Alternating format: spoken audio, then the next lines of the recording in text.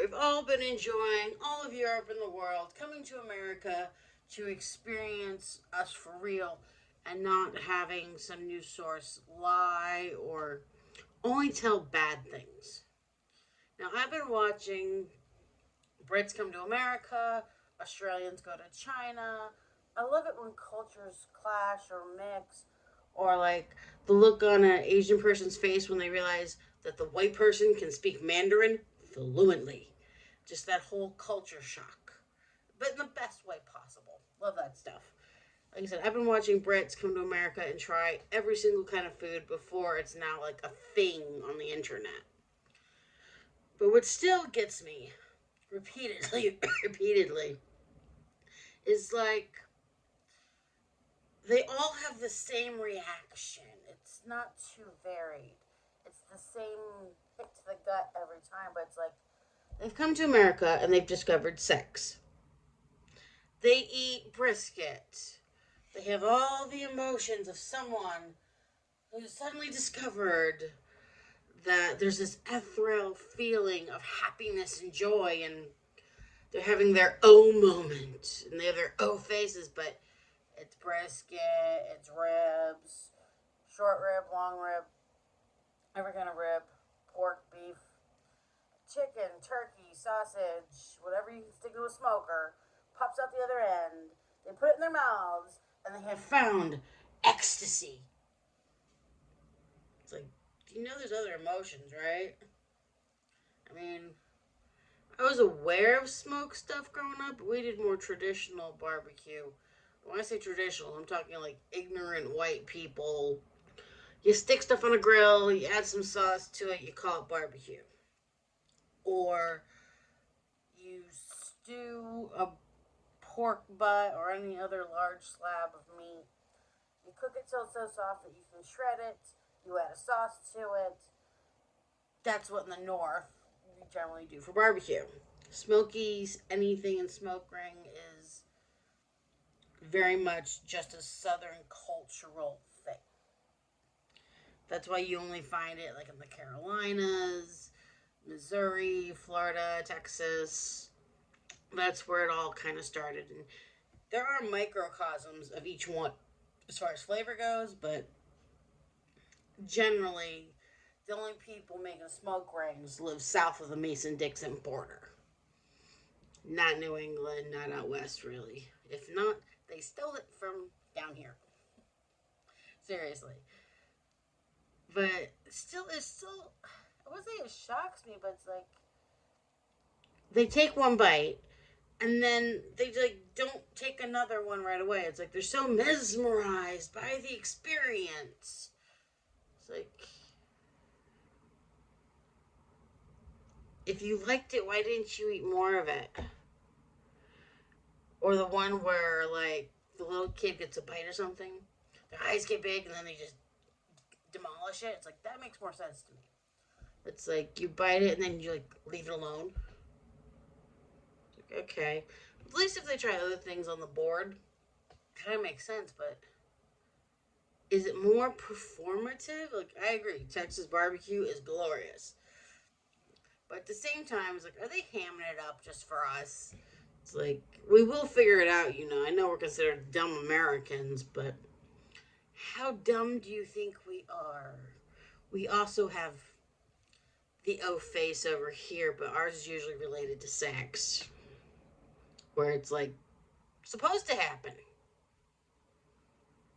Now, I will say, Terry Black's, Pecan Lodge, all those places, sometimes even my husband can make, no, just hit it out of the ballpark, glorious barbecue. Smoke rings are my love language. But at the same time, I know what it is to love it. Are y'all just here to perform it? Because there's a time and a place for everyone's O face. I think for a culture that's so buttoned up and controlled, is brisket the secret to getting them to loosen up and become more human? Is it like it's the secret drug that if they eat barbecue that they'll seriously become different people? Or the emotions that have been clammed up for centuries with, from generation to generation, they've taught them to clam everything up.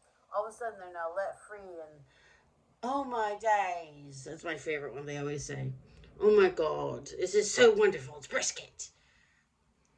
Yeah. And so what's with the? And then they don't eat it anymore. They eat your piece. Just truly try it like the camera's not there. Just eat it like the camera's not there. Because trust me, when I eat it, there is no camera. Uh, but then ribs are kind of messy, and you really don't want anyone watching you eat those. It's messy, and yes, you do it with your fingers. If you have a knife and fork, it kind of proves that you're not from around here. And it's obvious you ain't from around here. But yes, I'm glad everyone's enjoying the food. They do have barbecue places over in Britain. One of the channels that I watch, they did visit one of these barbecue places in Britain and reviewed it, and they said it was close. So if you're living anywhere near London and you get a hankering for a smoke ring, they can hook you up with some decent fare, some decent product. Now, it won't be exactly the same, but from what I hear, there's certain things, no matter how many, a lot of the meat has to come from America because we have higher fat in our animals. Well, in Britain, they don't. So maybe there's a few things they just couldn't get over there, and they're doing the best they can with what they got. But yeah, it's over there. Or also a few years by accident. A few years ago, by accident, I was watching this really small barbecue channel. The guy had like 20 followers. So I'm talking small. We're talking small. And he was reviewing how some French people were going to 2 or 3 different places across the U.S. No, I don't think New York is good for barbecue no matter what. But if you want to know about New England barbecue, which isn't much other than brining, good for them. But they also, in their travels, the French guys went to Pecan Lodge, which is one of the internationally well-known places to get barbecue over in Deep Ellum in Dallas. And then they did bring it back with them to France. So if you are anywhere in Europe and you're looking for a barbecue fix, they had some very competitive looking barbecue from what I could see. Don't know what the flavor profile is, but I really doubt they screwed it up. They're French. So it is in Europe if you really need to look. But what is the name of that channel?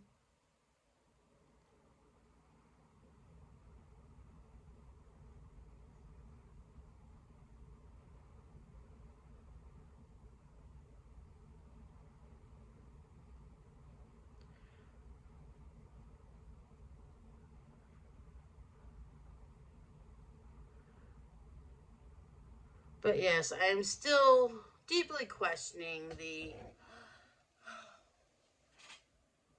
response to brisket or any other smoke stuff that they decide to nibble on, because to us it's just food. I mean, yes, I'm still amazed by it every single time I eat it, but I know I can get more of it. Maybe that's it.